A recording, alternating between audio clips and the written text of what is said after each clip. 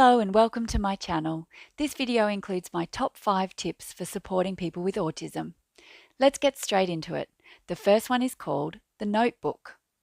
Recommended to me by an occupational therapist, this is one of the easiest and most effective strategies in my tool bag. You don't need to be an artist to quickly create visuals for regular schedules, changes to routine, and unwelcome surprises. I use this daily with my daughter for when things are unexpectedly cancelled, if someone is running late, if I accidentally run out of a staple item, or if something is suddenly added to our routine, like having to stop for petrol.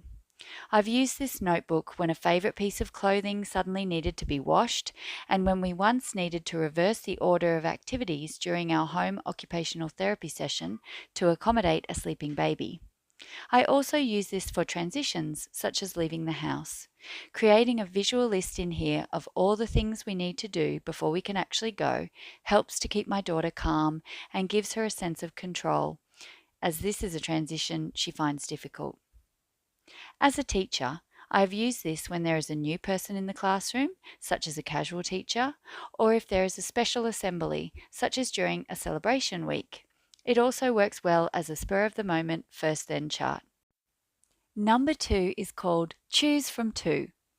Using choices to support autism is certainly not a new idea, but it can be enormously empowering. I use this strategy more than any other, especially when my daughter or students exhibit signs of anxiety. It can be as simple as, which plate would you like? Which pajamas tonight? Nappy on first or shirt? Which shoes today? Which book should we read first?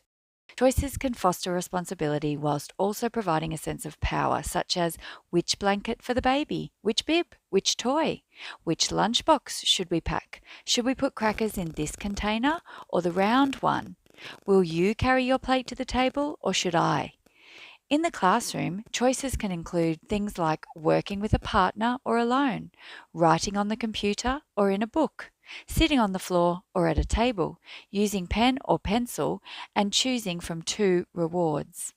Giving a choice can immediately provide a feeling of control and increase student motivation and productivity. So how do you know when to give a choice and when not to? A good rule of thumb can be to ask, is offering this choice going to affect others in a negative way? For example, choosing a particular cup or bowl is very different to choosing whether the family goes to visit grandma or not. And why just 2 choices and not more? Too many choices can be overwhelming, especially for those who find problem solving challenging. Strategy number 3 is called Find the Rhythm. What do I mean by rhythm? Well, it's no secret that people with autism often demonstrate an aptitude for patterns. This includes auditory patterns found in music, rhymes, song lyrics, and stories. These all have rhythm. Rituals and routines are also forms of rhythm. Rhythms can be soothing and self-regulating for people with autism. But how do you intentionally incorporate rhythm into your home or classroom? At home, you can encourage your child to find favourite rhythms that help them self-regulate. For my daughter, this translates to reading Julia Donaldson rhyming books, listening to music that follows familiar chord progressions, like those commonly found in pop songs, and establishing routines for daily activities like getting dressed and bath time. Tapping into these rhythms when my daughter exhibits signs of being overwhelmed can help calm her and sometimes delay a meltdown until we can get to a safe place. She also uses them to self-soothe post-meltdown. This might look like reading or reciting a favourite book, playing a favourite song, naming each item of clothing, or following a routine like organising her toys. Tapping into her favourite rhythms are often what will make her smile again. In the classroom, you can introduce rhythms by using daily routines and lesson sequences, seating plans, visual or written timetables, lesson equipment lists, having clear classroom organisation, and either playing music during work time or allowing students to individually listen to music while they work. Number 4, the visual schedule. Essentially, this strategy is about taking a challenging routine or transition, breaking it down into steps, and supporting each step with visuals in the form of a schedule. Every person with autism is uniquely and wonderfully made and will have different parts of the day or week that they find difficult. In our household, it's bath time. Sometimes when an autistic person has to engage in a routine or event that's challenging or overstimulating, a fight or flight response can be triggered, and the way that they process auditory information, such as speech and verbal directions, can become impaired.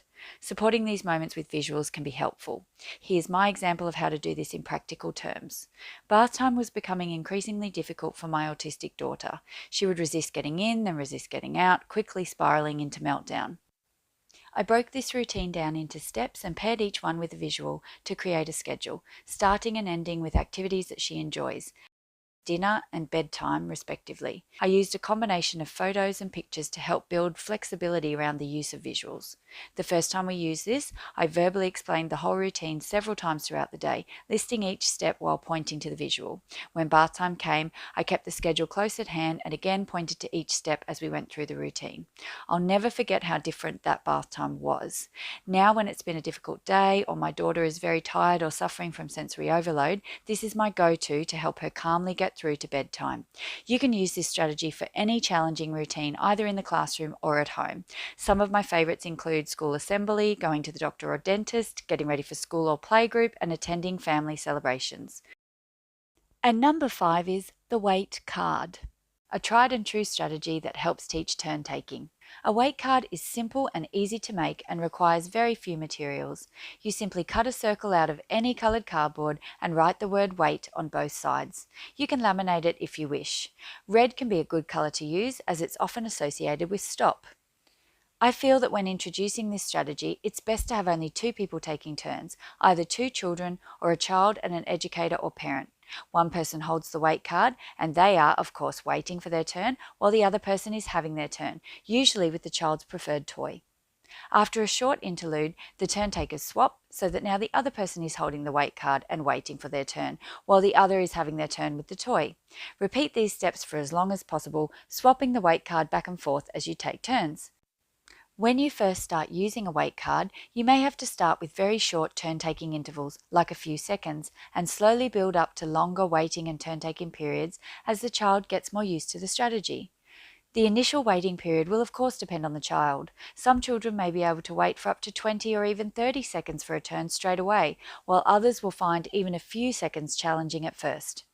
Having a visual, tangible object to hold whilst waiting can help with comprehension and understanding and improve the ability of the child to wait over time. Initially, a child might be able to sustain this entire turn-taking activity for only a minute or 2, but with practice you can increase the length of play each time, even if only by a few seconds. I also use a wait card at home when my autistic daughter has to wait for something in particular because I can't attend to her immediately. Regularly using this strategy has dramatically enhanced her ability to wait when necessary. I'd love to read your comments below. See you next time.